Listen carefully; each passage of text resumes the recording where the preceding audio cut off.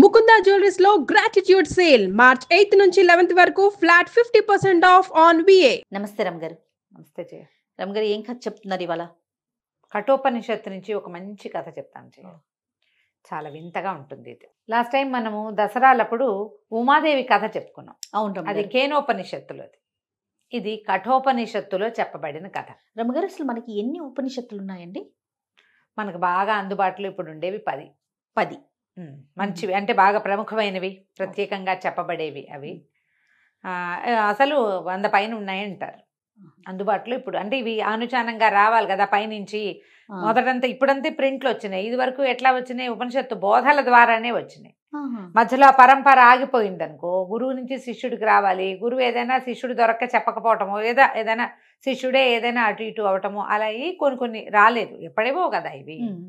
ఈ కఠోపనిషత్తు చాలా ప్రత్యేకంగా కనిపిస్తుంది. పొందుపరిచారు రమ్ గారు ఇవన్నీ పొందుపరచబడ్డవే. కఠోపనిషత్తులో ఈ కథ, ఈ నచికేతుడి కథ చాలా ప్రత్యేకమైంది. చిన్న కథే. ఇది ఒక విశేషమైన సంగతి అన్నమాట, తెలుసుకోవాల్సిన విషయం. కఠోపనిషత్తు అవకాశం ఉండి ఎవరి దగ్గరైనా చెప్పుకోగలిగిన, అర్థం చెప్పుకోగలిగిన చాలా బాగుంటుంది. నాకు గుర్తుండి సామవేదం షణ్ముఖ శర్మ గారు కూడా చెప్పినట్టున్నారు కఠోపనిషత్తు మీద.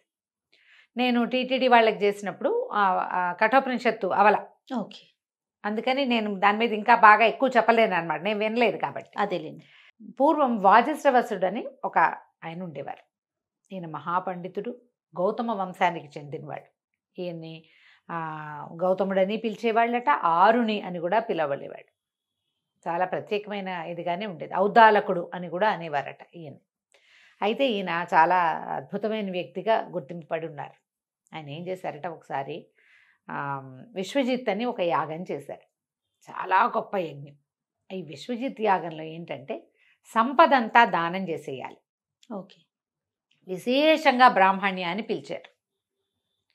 ఈ దానాలలో ఎన్ని ఆవులో దానం చేశారట.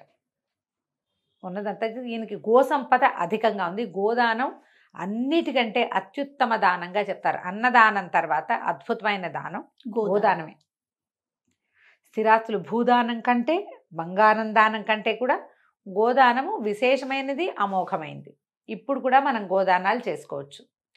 మరణించిన తర్వాత, ఒక వ్యక్తి జీవించి ఉన్నప్పుడు కాకుండా మరణించిన తర్వాత 10వ రోజున 11వ రోజు దానాలు చేసే ప్రోగ్రాం ఒకటి ఉంటుంది, ఒక కార్యక్రమం చేస్తారు. అప్పుడు అన్ని బంగారము, వస్తువు, మన గొడుగు, చెప్పులు ఇలా అన్ని దానాలు చేస్తారు. వాట్లల్లో విశేషమైన దశదానాలు అంటారు. 10లో విశేషమైన దానం గోదానం. ఈ ఆవుని దానం చేస్తే వైతరిణి నదిని ఈ జీవుడు సులువుగా దాటేస్తాడని, దాన్ని తోకపుచ్చుకుని దాటేస్తాడని చెప్తారు. అందుకని చాలామంది పెద్దవాళ్ళు ఏం చేస్తున్నారంటే ఇటీవల కాలంలో బాగా కనపడుతుంది. ఇది వరకు ఊరికే మనం ఏదైనా ఇళ్లలో యాగాలు యజ్ఞాలు చేసినప్పుడు గోదానం చేసుకునేవాళ్ళు. ఇప్పుడు ఎలా కనిపిస్తుందంటే, మనం జీవించి ఉండగానే పెద్దవారు స్వయంగా తమే ఒక ఆవుని దానం చేసుకోవటం, ఆ గోదానం తాలూకు చీటీని తమ ఖాతాలో వేసుకోవటం మనం కూడా చేసుకోవచ్చు. దానికి ఏం వయసు, ఈ పెద్దవాళ్ళు అయ్యాక చేయాలి, ముసలాళ్ళు అయ్యాక చేయాలి, అలా ఏం లేదు. ఇప్పుడు మన దగ్గర గోవులు లేవు కదా రమ్మగారు? ఎందుకు లేవు? బోల్డ్ ఉన్నాయి. అంటే బయట వాళ్ళ దగ్గర తీసుకొని మనం దానం చేసుకోవటం. గోశాలలు ఉన్నాయి బోల్డ్, అక్కడ తీసుకొని ఇంకా చేయొచ్చు. గోశాలలో ఆవులు బోల్డ్ అని ఉంటాయి. ప్రతి రోజు వాటి ఒక ఆవుని మనం దత్తత తీసుకుని ఆవుకు సరిపడా ఆహారాన్ని మనమే అందిస్తాం. ఆ ఖర్చు మనం పెట్టుకోవచ్చు. అప్పుడప్పుడు వెళ్ళి గోసేవ చేసుకోవచ్చు. ఇలాంటి ప్రోగ్రాములు చేసేవాళ్ళు చాలా మంది ఉన్నారు. ఇళ్లల్లో కూడా చిన్న షెడ్ వేసి ఒక ఆవుని దూడని పెట్టుకునే వాళ్ళు కూడా చాలా మందే కనపడుతున్నారు. గోసంపద, గోసేవ పట్ల చాలా ఆసక్తి పెరిగింది. అయితే ఏమైంది, ఈయన గోవులన్నీ దానం చేస్తున్నాడు. ఈ వాజశ్రవసుడికి ఒక కుమారుడు ఉన్నాడు, చిన్నవాడు, 10 ఏళ్లవాడు. నచికేతుడు అతని పేరు. అయితే ఈ నచికేతుడు మొత్తం యాగ కార్యక్రమంలో అంతా యాక్టివ్గా పాల్గొన్నాడు. తండ్రికి కావాల్సినవి అందించటము, వచ్చిన వాళ్ళని ఆహ్వానించటము, అలాంటి పనులన్నీ చేస్తుంటే ఈ దానాలు చేస్తున్న ఆవుల్ని చూస్తుంటే ఆవుల్లో వట్టిపోయినవి, ముసలివి, ఎందుకు పనికిరాని ఆవులు కూడా ఉన్నాయి.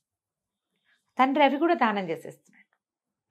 ఇప్పుడు ఒక దానం చేసామంటే ఒక వస్తువు అది వారికి మనకి పనికిరాంది, వాళ్ళకు కూడా పనికిరాంది చేయకూడదు. అంతే కదా. మనకు పనికిరాదని చేస్తే దానం కాదు అది.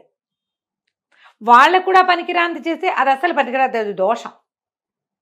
అయ్యో ఇట్లాంటివి దానం చేస్తున్నాడే నా తండ్రి, ఇంత గొప్ప పాండిత్యం కలిగిన వాడు, శాస్త్ర ప్రకర్ష ఉన్నవాడు ఇట్లాంటి పని చేస్తున్నాడని చాలా బాధపడిపోతున్నాడు. పిల్లాడికి ఏం చేయాలి తెలియటాలు. మొత్తం సమస్తము దానం చేయాలి కాబట్టి అవి కూడా చేస్తున్నామని ఒక సమాధానం లభించింది. సమస్తము దానం చేసేయాలి కాబట్టి మన దగ్గర ఉన్న సమస్త ఆవులు ఒట్టిపోయినవి, ఎండిపోయినవి, ముసలివి, చచ్చిపోవడానికి సిద్ధంగా ఉన్నవి అవి కూడా దానం చేయాల్సిందే. ఇప్పుడు తండ్రి ఆస్తి కుమారుడు కూడా కదా లెక్క ప్రకారం. ఈ గోవులు, ఈ ధన సంపద వీటన్నిటితో భూములతో పాటుగా భూమి పుట్ర ఉన్నట్టే కొడుకు కూడా తండ్రి యొక్క ఆస్తి. ఈ పిల్లాడికి చాలా కష్టం తోచి తండ్రి దగ్గర నిలబడి, అయితే నాన్నగారు నన్ను ఎవరికి ఇస్తారండి అన్నాడు. అవతలకి వెళ్ళి ఇప్పుడు మాట్లాడలేను నేను అన్నాడు ఆయన. 3 మాటలు వెంబడబడ్డాడు. మరి నన్నెవరికి దానం చేస్తున్నావు, నన్నెవరికి దానం చేస్తున్నావు అని అడిగాడు. అబ్బాయి ఉద్దేశం ఏమిటి, తండ్రి ఒట్టిపోయిన గొడ్లు అవి దానం చేయకూడదు అనుకున్నాడు. ఆయన ఏమన్నాడు, మొత్తం ఉన్న సంపదలో అవి కూడా ఉన్నాయి కాబట్టి వాటి కూడా వాళ్ళకు ఉపయోగపడుతుందో పడదో నేను దానం చేసేయాలి కాబట్టి చేసేస్తున్నాను. అంటే నీ ఆస్తి మొత్తం నువ్వు దానం చేసేటప్పుడు నీ ఆస్తిలో నే కూడా ఉన్నా కదా, నన్ను ఎవరికి ఇస్తావు? పాయింట్ చూడు ఎంత క్లియర్గా. అడిగేసరికి అలా 2 సార్లు 3 సార్లు అడిగేసరికి ఆయన ఈ దానాల ప్రక్రియలో అలసిపోయి హడావిడిగా హైరాన్ నిన్ను ఎముడికి ఇస్తాను లేరా అన్నాడు. అన్నాక తట్టింది ఆయన. 10 సంవత్సరాల కుమారుణ్ణి, తన కులదీపకుణ్ణి ఎముడికి ఇస్తాడు. మాట అనేసాక యజ్ఞం, హోమకుండం దాని ముందు కూర్చున్నాడు. ఇందిటిని దానం చేశాడు. ఒకసారి దానం అన్నాడా ఇక అది మంది కాదు. ఎముడికి ఇస్తాను అని ఒప్పుకున్నాక వాగ్దత్తమైన దాన్ని మానటానికి వీల్లేదు. చాలా కష్టపెట్టుకున్నాడు. అయ్యో అయ్యో ఎంత పని చేశాను, ఇంత బంగారు లాంటి కుమారుని పోగొట్టుకున్నానే, ఈ ఒట్టిపోయిన ఆవుల్ని వాటిని దానం చేయకుండా ఉన్నా సరిపోయేది, వీడు ప్రశ్నించి ఇంత పని చేయించాడు నాతోటని చాలా దుఃఖిస్తే పిల్లాడు అన్నాడు, కాదు నాన్న మీరు బాధపడద్దు, నేను యముడి దగ్గరికే వెళ్ళిపోతా అని చెప్పి అగ్నిమంత్రం చదువుతూ వెళ్ళిపోయాడు యమలోకానికి. నరకద్వారం దగ్గరికి వెళ్ళాడు. వెళ్తే యమధర్మరాజు ఊళ్ళో లేడు. పిల్లలు అక్కడున్న యమభట్లు ఆశ్చర్యపోయారు. బాలకుడు బ్రాహ్మణుడు యముడిని వెతుక్కుంటూ రావటం ఏమిటి? యముడి దగ్గరికి ఎలా రావాలి? చనిపోయాక కదా. ఇప్పుడు సశరీరంగా ఒక పిల్లవాడు జీవించి ఉన్నవాడు అడుగుతున్నాడు. ఆయన లేడన్నారు. లేడనేసరికల్లా ఆయన వచ్చేదాకా ఇక్కడే ఉంటానని 3 రోజులు నరకద్వారపు వాకిట్లో కూర్చుని ఉన్నాడు. ఆహారం లేదు, అన్నపానాదులు లేకుండా అగ్నిమంత్రాన్ని జపించుకుంటూ కూర్చున్నాడు. 3 రోజుల తర్వాత ఆయన వచ్చాడు యమధర్మరాజు. ఆయన ఆశ్చర్యపోయాడు. వాకిట్లో అగ్నిశిఖలాగా ఉన్నాడు పిల్లవాడు. మామూలుగానే ప్రకాశవంతంగా ఉన్నాడు పిల్లాడు, మంచి అద్భుతమైన లక్షణాలు కలిగిన వాడు. ఈ అగ్నిమంత్రం వల్ల ఇంకా దీప్తివంతంగా ఉన్నాడు. ఆయన ఆశ్చర్యపోయాడు. అయ్యో నిన్ను ఇక్కడ నిలబెట్టానా, నేను ఎంత పొరపాటు చేశాను, నీకేం కావాలి నాయన, నువ్వెవరు ఏమిటి అని అడిగితే, నేను వాజశ్రవసుడి కుమారుణ్ణి, మా తండ్రి విశ్వజిత్ యాగం చేస్తూ తనకున్న వాటన్నిటినీ దానం చేస్తూ నన్ను నీకు దానంగా ఇచ్చాడు. నన్ను దానం ఇచ్చిన తర్వాత నేను అక్కడ ఉండకూడదు కదా, నేను ఎక్కడ ఉండాలి? నన్ను ఎవరికి ఇచ్చాడో వాళ్ళ దగ్గరికి వచ్చేయాలి. అందుకని నీకోసం నీ దగ్గర ఉండటం కోసం వచ్చేసానన్నాడు. ఈయన మహా సంతోషించాడు. నాకు నీ మాటలే నాకు నచ్చినాయి, నీ ఆలోచన ఇంకా నచ్చింది. నువ్వు ఇచ్చే ప్రకారం, నీ ఇచ్చే ప్రకారం నువ్వు ఎక్కడైనా ఉండొచ్చు, నువ్వు నాకు ఇవ్వబడిన వాడివి, నువ్వు ఎక్కడైనా ఉండొచ్చు, ఏమైనా చదువుకో, ఏవైనా చెయ్యి, నాతోనే ఉండక్కర్లా, నువ్వు ఎక్కడున్నా నాకు ఓకే. ఇంత అద్భుతమైన వాడివి, నీకు 3 వరాలు ఇస్తాను కోరుకోమంటే, నన్ను దానం చేసిన నా తండ్రి చాలా దుఃఖపడుతుంటాడు, ఆయన దుఃఖాన్ని పోగొట్టు. నేను తిరిగి వెళ్ళిన తర్వాత ఆయన కోపించకూడదు నా మీద. అక్కడి నుంచి అగ్ని మంత్రం, ఇప్పుడు నేను మా నాన్న కేవలంగా అగ్ని మంత్రాన్ని ఇచ్చాడు, అగ్ని విద్యని నాకు ఉపదేశించు అని అడిగాడు. ఈ అడిగిన 3 కోరికలకి యమధర్మరాజు ప్లీజ్ అయిపోతే, నువ్వు అడిగిన వరాల వల్ల నాకు ఇంకో వరం ఇవ్వాలనిపిస్తుంది, నీకేం వరం కావాలో కోరుకోమంటే, అబ్బాయి ఏం అడిగాడంటే, ఆత్మవిద్యని నాకు తెలియజేయి, బ్రహ్మ విద్య ఉపదేశం చేయమన్నాడు. ఎట్లా ప్రాణులు మరణిస్తారు, మరణించిన తర్వాత వీళ్ళు ఏమవుతారు, మళ్ళీ ఎలా పుడతారు, ఈ జనన మరణ చక్రం ఎట్లా నడుస్తుంది, మరణించిన వాడు ముక్తి పొందితే ఎక్కడికి వెళ్తాడు, మనం ఎన్నిసార్లు చెప్పుకున్నా మనకేం అర్థం కాదు చూడితే కదరమ్మ గారు. మరణించిన తర్వాత ఏమిటి, పితృలోకాల్లో చేరేవాడెవడు, ఒక వ్యక్తి మరణిస్తే వాడు మళ్ళీ పుడతాడు మనకు తెలుసు, కానీ వాడి ఆత్మ పితృలోకాల్లో కూడా చేరుతుంది. ఏది పితృలోకానికి చేరుతుంది, ఏది మళ్ళీ పుడుతుంది. దాంతోపాటు పూర్వజన్మార్జితంగా మనకి పాపము పుణ్యము సంక్రమిస్తాయి. ఎలా? వీటితో పాటు కొన్ని విద్యలు కూడా పూర్వజన్మార్జిత పుణ్యం వల్ల విద్య కూడా వస్తుంది. ఆ ఇంట్లో ఎవరికి ఏమీ చదువు రాదు, ఒకడు ఐఏఎస్ అయిపోతాడు, అవును, ఒకడు సంగీతజ్ఞుడు అవుతాడు, ఒకడు నాట్యాచార్యుడు అయిపోతాడు, ఒకడు చిత్రలేఖనుడు. వాళ్ళ ఇంట్లో ఎవరికి ఏమీ రాదు, ఒకడికి మాత్రం వచ్చు. ఎట్లా జీవుడు తన జీవన క్రమంలో వదిలేసిన ఉపాసనని పట్టుకోగలుగుతాడు. ఈ జన్మలో ఏదో ఉపాసన చేశాడు, వదిలేసాం, మరణించాడు, మళ్ళీ అది వాడికి ఎట్లా వస్తుంది? ఇది బ్రహ్మ విద్య, ఆత్మ విద్య. దీన్ని ఉపదేశించమన్నాడు. మామూలు ఎంత మాట్లాడుకున్నా ఎంత చెప్పినా మహాపండితులు కూడా ఈ వ్యామోహంలో పడిపోతారు. ఈ మాయని ఛేదించటం ఎట్లా అనేదే ఆత్మవిద్య. ఇది ఇంతే. దీని తర్వాత ఏం జరుగుతుంది, దీని ముందు ఏం జరిగింది, అది ఎట్లా తెలుస్తుంది? ఎవరికో తెలుస్తుంది. కానీ వాడు కూడా మోహంలో పడిపోతాడు. వాళ్ళు కూడా పిల్లలు మరణిస్తే దుఃఖిస్తారు, పెద్దవాళ్ళు మరణిస్తే దుఃఖిస్తారు, ఏదైనా అనుకుని పని అవ్వకపోతే ఆశాభంగాన్ని పొందుతారు.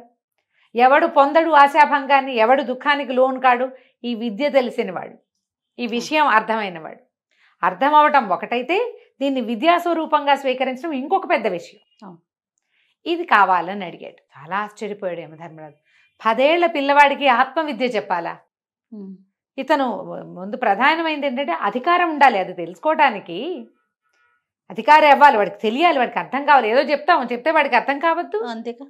1వ క్లాస్ పిల్లాడికి ఇంటర్మీడియట్ ఫిజిక్స్ చెప్పినట్టు వాడికి ఏమర్థమవుతుంది?